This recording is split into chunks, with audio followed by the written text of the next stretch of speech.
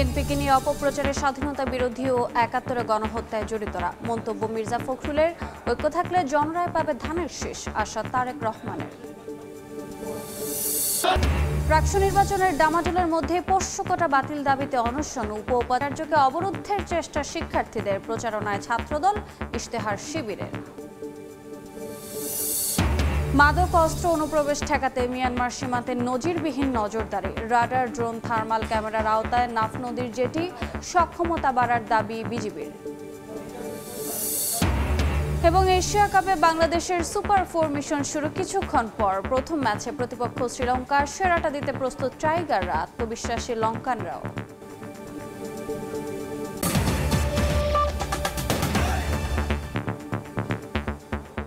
জনপদের সময়ের সঙ্গে আছে আমি রোজা চৌধুরী। রাষ্ট্র সংস্কার প্রশ্নে বিএনপির কোনো আপত্তি বা ভিন্নতা নেই। ফেব্রুয়ারি পর্যন্ত ঐক্য ধরে রাখতে পারলে জনরায় ধানের শীষের পক্ষে আসবে, এমন মন্তব্য করেছেন দলটির ভারপ্রাপ্ত চেয়ারম্যান তারেক রহমান। কিশোরগঞ্জ জেলা বিএনপির সম্মেলনে ভার্চুয়ালি যুক্ত হয়ে তিনি বলেন, স্বৈরাচার পালিয়ে গেলেও ধীরে ধীরে অদৃশ্য শক্তি মাথাচাড়া দিয়ে উঠছে। আর দলের মহাসচিব মির্জা ফখরুল ইসলাম আলমগীর বলেন, স্বাধীনতা বিরোধী ও ৭১ গণহত্যায় জড়িতরা বিএনপিকে জড়িয়ে ষড়যন্ত্র ও অপপ্রচার করছে।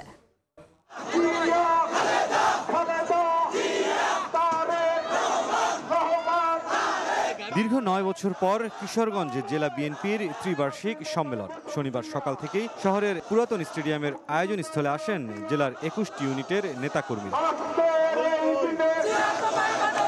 স্থানীয় নেতৃবৃন্দকে সঙ্গে নিয়ে দুপুরে সম্মেলন উদ্বোধন করেন দলের মহাসচিব মির্জা ফখরুল ইসলাম আলমগীর। সম্মেলনের বক্তব্যে বিএনপিকে নিয়ে মিথ্যাচার করায় ৭১ সহ বিভিন্ন ইস্যুতে জামায়াতের সমালোচনা করেন মির্জা ফখরুল। দলের নেতাকর্মীদের সতর্ক থাকার আহ্বান জানিয়ে তিনি বলেন, অসত্য বলে জাতিকে বিভ্রান্ত করার চেষ্টা চলছে। একটা বিশেষ মহল, সেই মহলটি চায় যে বিএনপি যেন রাষ্ট্র পরিচালনার জায়গায় আসতে না পারে, এই দেশ যেন স্বাধীন না হয়, তার জন্য আপনারা কাজ করেছেন, হত্যা করেছেন, গণহত্যার সঙ্গে অংশ নিয়েছেন। আপনারা এই আওয়ামী লীগের সঙ্গে আঘাত করেছিলেন ১৯৯৬ সালে বিএনপিকে ক্ষমতা থেকে সরানোতে। আমরা আন্ডারগ্রাউন্ডের পার্টি নই, আমরা ওপরে উঠে থেকে লড়াই করার পার্টি। আমরা সংগ্রাম করি, আমরা প্রাণ দেই, জীবন দেই, কারাগারে যাই, অন্যায় কাছে নির্যাতন সহ্য করি। লন্ডন থেকে ভার্চুয়ালি যুক্ত হয়ে প্রধান অতিথির বক্তব্যে দলের ভারপ্রাপ্ত চেয়ারম্যান তারেক রহমান বলেন, সংস্কার নিয়ে কারো সঙ্গে বিএনপির আপত্তি বা ভিন্নতা নেই। আর ফেব্রুয়ারি পর্যন্ত ঐক্য ধরে রাখতে পারলে জনরায় ধানের শীষের পক্ষে আসবে। আগামী ফেব্রুয়ারি মাস পর্যন্ত প্রত্যেকটি নেতা কর্মী এরকম ইস্পাতের মতন ঐক্যবদ্ধ থাকতে পারে, ইনশাল্লাহ আমরা একটি সফল জনরায় আমাদের পক্ষে আনতে সক্ষম হব। কেউ যেন আমাদের নাম ব্যবহার করে জনগণের মধ্যে আমাদের সম্পর্কে বিভ্রান্তি ছড়াতে না পারে, এই ব্যাপারে আপনাদের প্রত্যেককে দায়িত্ব গ্রহণ করতে হবে। তারেক রহমান আরো বলেন, স্বৈরাচার পালিয়েছে কিন্তু অদৃশ্য শক্তি ধীরে ধীরে মাথা চাড়া দিয়ে উঠছে। স্বৈরাচার তো বিদায় হয়ে গিয়েছে, পালিয়ে গিয়েছে, কিন্তু অদৃশ্য শক্তি কিন্তু ধীরে ধীরে মাথা চাড়া দিয়ে উঠছে। জনগণের সিদ্ধান্তের ভিত্তিতে একটি সরকার প্রতিষ্ঠিত হতে হবে। দেশ গঠনের ৩১ দফা নিয়ে দেশ জুড়ে জনগণের দ্বারে দ্বারে বিএনপি। জনরায় আদায়ের এই কার্যক্রম শক্তিশালী হবে তৃণমূলকে ঢেলে সাজাতে পারলে। তারই অংশ হিসেবে কিশোরগঞ্জ জেলা বিএনপির এই ত্রিবার্ষিক সম্মেলন। মুরসালিন হক জুনায়েদ, সময় সংবাদ, কিশোরগঞ্জ। পিআর পদ্ধতি ছাড়া জাতীয় নির্বাচন হবে না, কোন কোন দলের এ ধরনের কথা স্বৈরাচারী প্রতিধ্বনি বলে মন্তব্য করেছেন বিপ্লবী ওয়ার্কার্স পার্টির সাধারণ সম্পাদক সাইফুল হক। অন্যদিকে নাগরিক ঐক্য পিআর সমর্থন করে না বলে জানিয়েছেন দলটির আহ্বায়ক মাহমুদুর রহমান মান্না। শনিবার সকালে পল্টন মোড়ে সমাবেশ ও পদযাত্রা করে বিপ্লবী ওয়ার্কার্স পার্টির মহানগর কমিটি। এতে দলটির সাধারণ সম্পাদক সাইফুল হক বলেন, গণতান্ত্রিক উত্তরণের মাইলফলক হবে ফেব্রুয়ারির নির্বাচন। রাজনৈতিক দলগুলো ঐক্য নষ্ট করে নির্বাচন বাধাগ্রস্ত করলে দেশ আবারও সংকটের মুখে পড়বে। পিআর কার্যকর না হলে আপনারা নাকি নির্বাচন হতে দেবেন না, এটা কোনো গণতন্ত্রের ভাষা না। এটা শেখ হাসিনার ভাষা। শেখ হাসিনা যে ভাষায় আমাদেরকে ধমক দিত, রাজনৈতিক দল জনগণকে ধমক দিত, কেউ কেউ আজকে রাজনৈতিক দল জনগণকে পরোক্ষভাবে ধমক দেবার চেষ্টা করছেন। এদিকে এফডিসিতে এক ছায়া সংসদে অংশ নিয়ে নাগরিক ঐক্যের আহ্বায়ক মাহমুদুর রহমান মান্না বলেন, পিআর পদ্ধতির নির্বাচন নাগরিক ঐক্য সমর্থন করে না, জনগণ বোঝে না পিআর পদ্ধতি কি। বহু দেশে পিআর পদ্ধতিতে এটা করতে গিয়ে সরকার গঠিত হয়নি, বহু ঝামেলা হয়েছে, পিআর তারা বাদ দিয়ে দিয়েছে। এলাকার লোকজন বুঝতে পারছে না কাকে ভোট দেবে। এই মুহূর্তে আমাদের দেশের মানুষ এই রকম ভোট গ্রহণ করবে বলে আমার মনে হয় না। এই সব কারণ মিলে আমি বা আমার দল পিআর সাপোর্ট করি না। যে জনগণ এখন ভালো করে বুঝতে পারবে না যে পিআরটা কি, সেজন্য বলা উচিত। আমি তাদের সাথে আলাপ করার সময় বলেছি যে এখনই করতে হবে এরকম কেন। জাতীয় প্রেস ক্লাবে জাতীয়তাবাদী ব্যাংক বিমা পেশাজীবী পরিষদের আলোচনায় বিএনপির স্থায়ী কমিটির সদস্য ডক্টর আব্দুল মঈন খান বলেন, দুর্নীতির মূলোৎপাটন করতে না পারলে কোনো সংস্কারই কাজে আসবে না। আমরা পিআর পদ্ধতি থাকবে নাকি সরাসরি ভোট, যেটা আমরা বলি ওয়ান ম্যান ওয়ান ভোট, সেটা থাকবে, সেটা নির্ধারণ করলাম। বা যত রকমের সংস্কারই করি না কেন, আসলে কোনো সংস্কারে কোনো কাজ হবে না যতক্ষণ পর্যন্ত না আমরা আমাদের সমাজ থেকে বর্তমান পরিস্থিতি উত্তরণে দলগুলোর সমঝোতার বিকল্প দেখছেন না রাজনীতিবিদেরা। রাজনৈতিক অনেক আছে। কামরুল হাসান, সময় সংবাদ, ঢাকা। মানুষের কোনো দল কোনো দাবি করতেই পারে, কিন্তু তা নিয়ে জাতির ওপর জবরদস্তি করা ঠিক নয়, এমন মন্তব্য করেছেন বিএনপির স্থায়ী কমিটির সদস্য সালাউদ্দিন আহমদ। বলেন, সাংবিধানিক শূন্যতা তৈরি হলে তার সুবিধাভোগী হবে অসাংবিধানিক শক্তি। রাজধানীতে তারুণ্যের রাষ্ট্রচিন্তার তৃতীয় সংলাপে এনসিপির মুখ্য সংগঠক হাসনাত আব্দুল্লাহ বলেন, অন্তর্বর্তী সরকারে অন্যান্য দলের অংশ থাকলেও সব দায় নিতে হচ্ছে এনসিপিকে। জবাবে সালাউদ্দিন আহমদ বলেন, পৃথিবীতে একই সঙ্গে কেউ সরকারি ও বিরোধী দলে থাকতে পারে না। অন্তর্বর্তী সরকারের ছাত্র প্রতিনিধি জুলাই সনদ নিয়ে আলোচনার মধ্যেই জামায়াত সহ কয়েকটি ইসলামী দলের রাজপথে নামা নিয়ে নানা আলোচনা বিতর্ক রাজনৈতিক মহলে। যে সমস্যাগুলো সেগুলো চিহ্নিত করার ক্ষেত্রে শনিবার রাজধানীর ডিপ্লোমা ইঞ্জিনিয়ার্স ইনস্টিটিউটে তারুণ্যের রাষ্ট্রচিন্তার তৃতীয় সংলাপে রাজনীতিকদের কথায় ঘুরে ফিরে আসে এসব প্রসঙ্গ। সংলাপে এনসিপির মুখ্য সংগঠক হাসনাত আব্দুল্লাহ বলেন, অন্তর্বর্তী সরকারে অন্যান্য দলের অংশ থাকলেও সব ব্যর্থতার একক দায় নিতে হচ্ছে এনসিপিকে। আমাদের স্ট্যাটাসটা হয়েছিল এমন, রেসপন্সিবিলিটি উইদাউট অথরিটি। এখানে জামাতে ইসলামীর প্রপোজড অনেক এখানে উপদেষ্টা হয়েছে, এখানে বিএনপি প্রপোজড অনেকে উপদেষ্টা হয়েছে, কিন্তু এই গভর্নমেন্টের যত ধরনের ব্যর্থতা পুরোটা দায়ভার এনসিপির নিতে হয়েছে। জবাবে বিএনপির স্থায়ী কমিটির সদস্য সালাউদ্দিন আহমদ বলেন, অন্তর্বর্তী সরকারের ছাত্র প্রতিনিধিদের যোগদান সঠিক সিদ্ধান্ত ছিল না, ফলে প্রেসার গ্রুপ হিসেবে ভূমিকা রাখার উপযোগিতা হারিয়েছেন অভ্যুত্থানের ছাত্র নেতারা। পৃথিবীতে একই সাথে কেউ সরকারি দল এবং বিরোধী দল থাকতে পারে না। যেদিন ছাত্র প্রতিনিধিরা সরকারে যোগদান করলো সেদিন আমি বুঝে গেলাম এরা রাষ্ট্র বিনির্মাণে আর ভূমিকা তেমন বেশি রাখতে পারবে না। আলোচনার মধ্যে জামায়াত সহ কয়েকটি দলের রাস্তায় নামার সমালোচনাও করেন সালাউদ্দিন আহমদ। প্রশ্ন রাখেন, একটি দলের নেতাদের বক্তব্যে সরকারে যাওয়ার আত্মবিশ্বাস দেখা গেল, নির্বাচনে ভয় কেন? আপনারা যখন এত বেশি কনফিডেন্ট হলেন, আত্মবিশ্বাসী হলেন যে সরকারি দল হবেন, তাহলে নির্বাচন না আসেন না কেন? আজকে এই বাহানা, কালকে এই বাহানা, পরশু এই বাহানা দিয়ে নির্বাচনকে বাধাগ্রস্ত করতে চাচ্ছেন কেন? উদ্দেশ্য কি সেটা তো আমরা জানি, আরো একটু কিছুদিন পরে বলবো। আলোচনার টেবিল এবং আন্দোলন দুইটা যদি একই ইস্যুতে হয় তাহলে এটাও স্ববিরোধিতা। কোন কোন দল কোন কোন দাবি করতেই পারে, সেটা জাতির উপরে জবরদস্তি আরোপ করা সঠিক নয়। পিআর পদ্ধতি সহ সংস্কার ইস্যুতে কোনো কিছু চাপিয়ে না দিয়ে ভোটের মাধ্যমে জনগণের ম্যান্ডেট নেওয়ার আহ্বান জানান সালাউদ্দিন আহমদ। বলেন, সাংবিধানিক শূন্যতা তৈরি হলে তার সুবিধাভোগী হবে অসাংবিধানিক শক্তি। তাহলে বেনিফিশিয়ারি কে হবে? যে কোনো অসাংবিধানিক শক্তি। ফারুক ভিয়া, রবিন, সময় সংবাদ, ঢাকা। এবার ছাত্র সংসদ নির্বাচন প্রসঙ্গ। রাকসু নির্বাচনের ডামাডোলের মধ্যে পোষ্য কোটা বাতিল দাবিতে অনশনে শিক্ষার্থীরা। রাজশাহী বিশ্ববিদ্যালয়ের উপাচার্যকে অবরোধের চেষ্টা করেন আন্দোলনকারীরা। এদিকে ক্যাম্পাসে গণসংযোগ করেছেন ছাত্রদল সহ বিভিন্ন প্যানেলের প্রার্থীরা। 24 দফা ইশতেহার ঘোষণা করেছে ছাত্র শিবির সমর্থিত প্যানেল।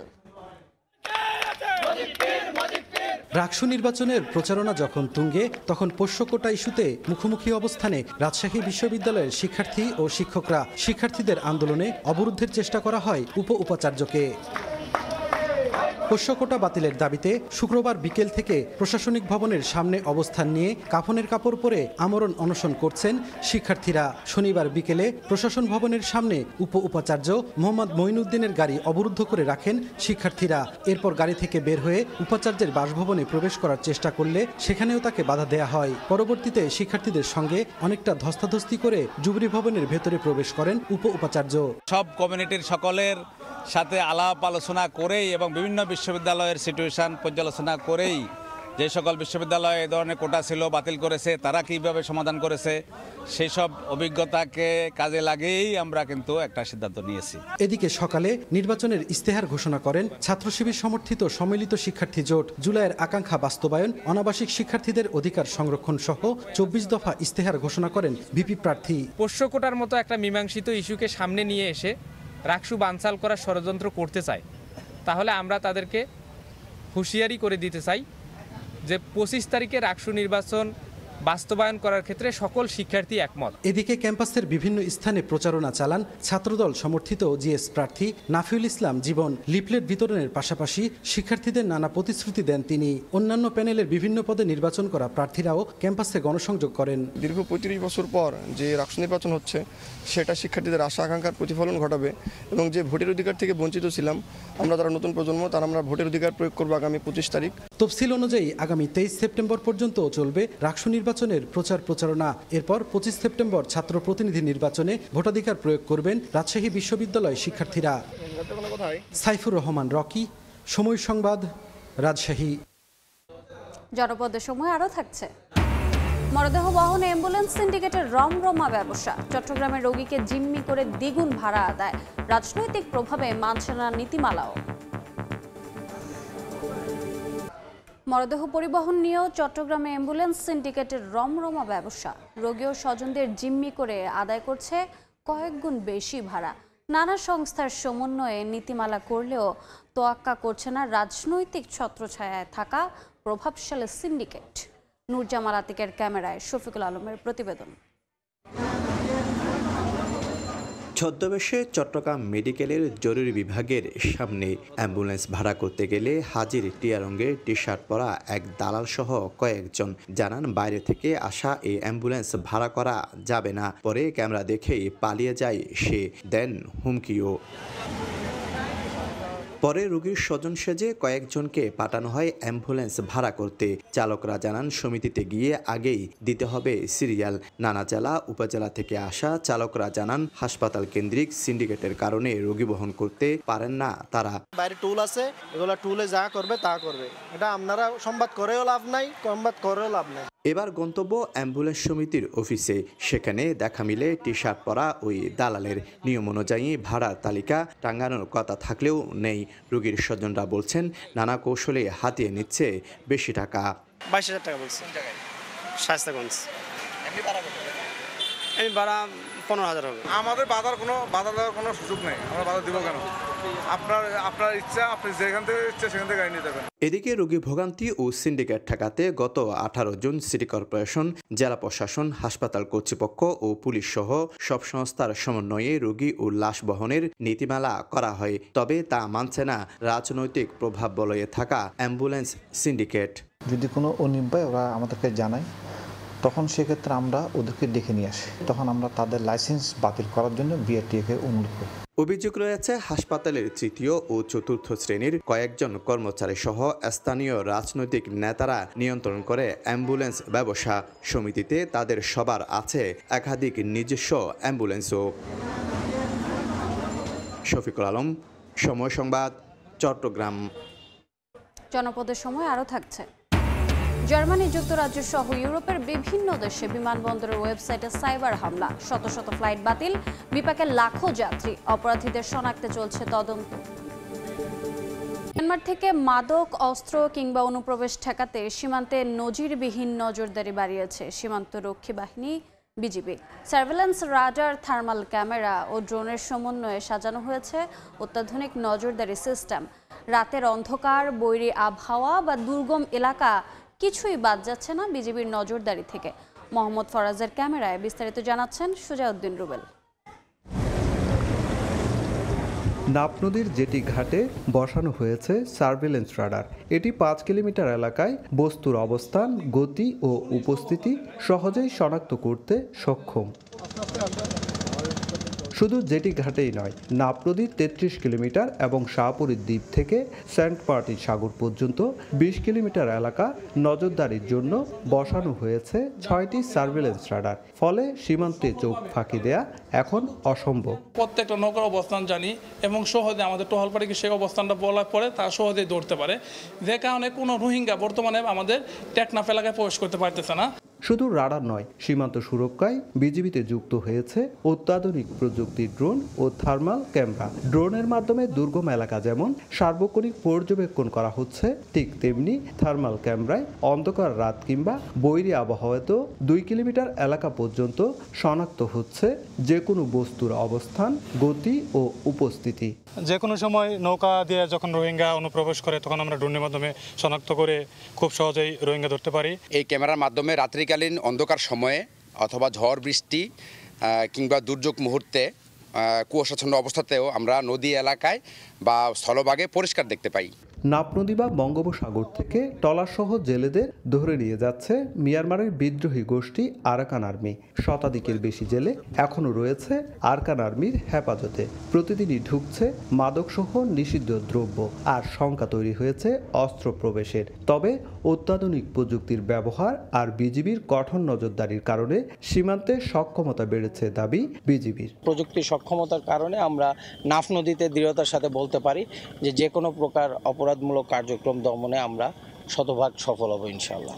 সীমান্ত সুরক্ষায় কক্সবাজারের উখিয়া ও টেকনাফে দায়িত্ব পালন করছে সীমান্তরক্ষী বাহিনী বিজিবির 3টি ব্যাটালিয়ন। মাদক, মানব পাচার কিংবা রোহিঙ্গা অনুপ্রবেশ যা ঠেকাতে সক্ষম হচ্ছে সীমান্তরক্ষী বাহিনী বিজিবি। টেকনাফের নাব নদী থেকে সুজাউদ্দিন রুবেল, সময় সংবাদ, কক্সবাজার।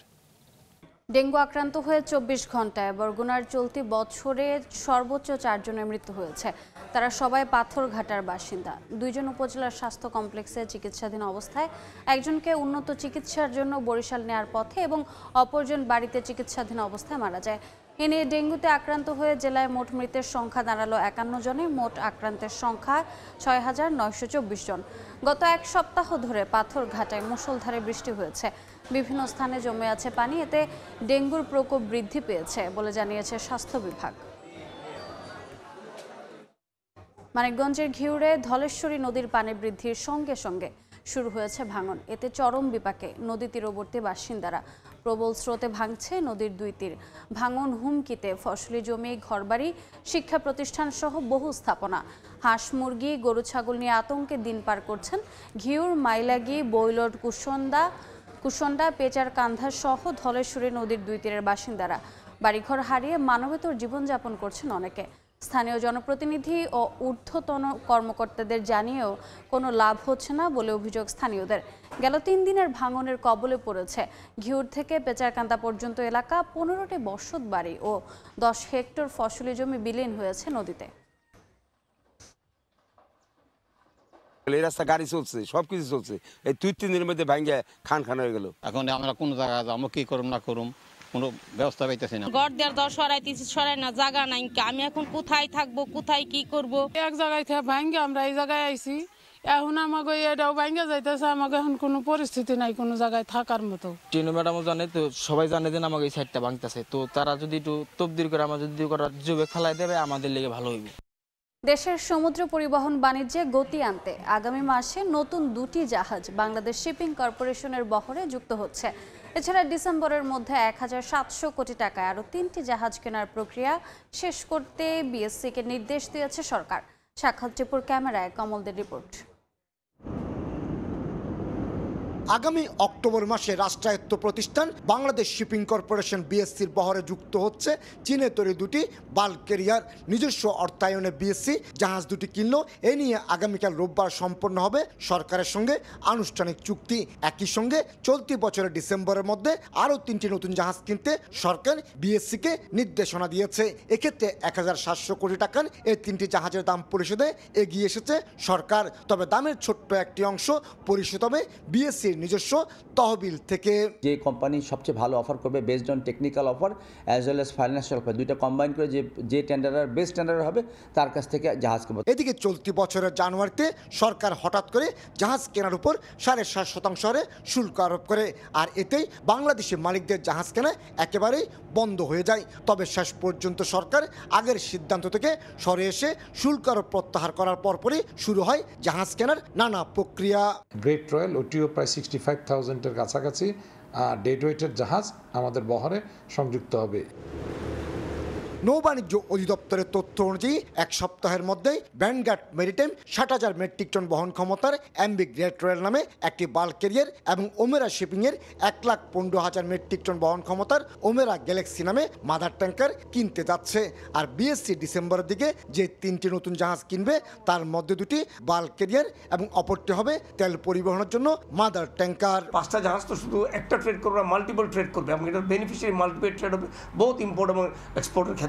যত বেশি জাহাজ আমাদের দেশি জাহাজ হবে, পতাকাবাহী জাহাজ হবে, সারা পৃথিবীতে যেমন আমাদের সুনাম বাড়বে, সেই সাথে সাথে আমরা অনেক বিপুল পরিমাণে আমাদের ডলার দেশের সস্যই হবে। জাতিসংঘের সহযোগী প্রতিষ্ঠান আনটারে জাহাজের মালিকানায় থাকা দেশগুলির সবশেষ তালিকায় 35তম স্থান করে নিয়েছে বাংলাদেশ। অবশ্য এতে পণ্যবাহী জাহাজের সঙ্গে সমুদ্রগামী মাছ ধরা জাহাজকেও অন্তর্ভুক্ত করা হয়েছে। ব্যবসায়িক সুরক্ষা দেওয়ার জন্য পৃথক আইন রয়েছে, তারপরও বাড়ছে না বাংলাদেশি পতাকাবাহী জাহাজের সংখ্যা। চট্টগ্রাম বন্দর থেকে কমল দে, সময় সংবাদ। জার্মানি সহ ইউরোপের বিভিন্ন বিমানবন্দরের চেক ইন ও বোর্ডিং সেবা প্রদানকারী প্রতিষ্ঠান কলিন্স এরোস্পেসের ওয়েবসাইটে সাইবার হামলা হয়েছে। এতে যুক্তরাজ্য ও ইউরোপের সঙ্গে বিভিন্ন দেশের শত শত ফ্লাইট বাতিলে চরম বিপাকে পড়েছেন লাখো যাত্রী। বিটু বড়ুয়ার রিপোর্ট।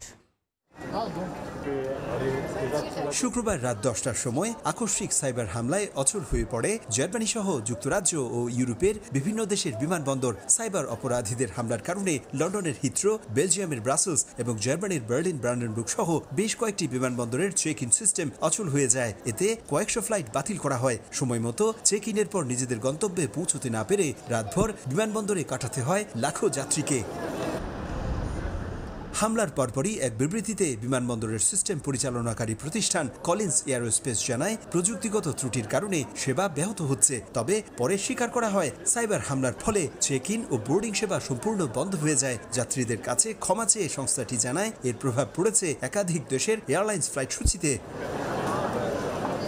লন্ডন, ব্রাসেলস ও বার্লিন বিমানবন্দর কর্তৃপক্ষ এরই মধ্যে যাত্রীদের ফোনে বার্তা প্রদানের মাধ্যমে ফ্লাইট বাতিলের বিষয়টি অবহিত করেছে। ব্রাসেলস বিমানবন্দরের এক কর্মকর্তা জানান, অনলাইনে চেক ইন বন্ধ থাকলেও অফলাইন পদ্ধতিতে বিমান যাত্রীদের গন্তব্যে পৌঁছানোর ব্যবস্থা নেওয়া হয়েছে। এর আগে জার্মানি সহ ইউরোপের বিভিন্ন বিমানবন্দরগুলোতে কমপক্ষে 10টিরও বেশি সাইবার হামলার ঘটনায় সাইবার অপরাধীদের শনাক্ত করতে ব্যর্থ হয় আইনশৃঙ্খলা বাহিনী। প্রযুক্তি যতই উন্নত হচ্ছে, সাইবার অপরাধীদের কার্যক্রম ততই বাড়ছে। তাই এই মুহূর্তে তথ্য প্রযুক্তি ব্যবহারে সর্বোচ্চ সতর্কতা অবলম্বনের পরামর্শ অপরাধ বিশেষজ্ঞদের। জার্মানি থেকে বিটু বড়ুয়া, সময় সংবাদ। জনপদের সময়ের শীর্ষ সংবাদগুলো জানিয়ে দিচ্ছি আরেকবার।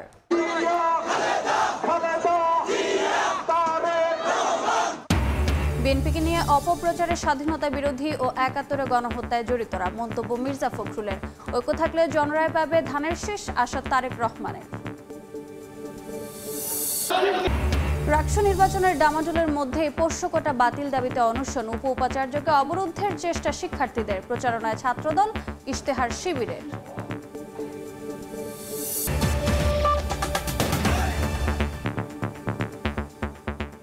এ ছিল জনপদের সময়। এরপর রাতের সময়ের সঙ্গে থাকবেন জাফর সাদিক। ধন্যবাদ রোজা। রাতের সময় নিয়ে ফিরছি কিছুক্ষণ পর, সঙ্গে থাকুন সময়।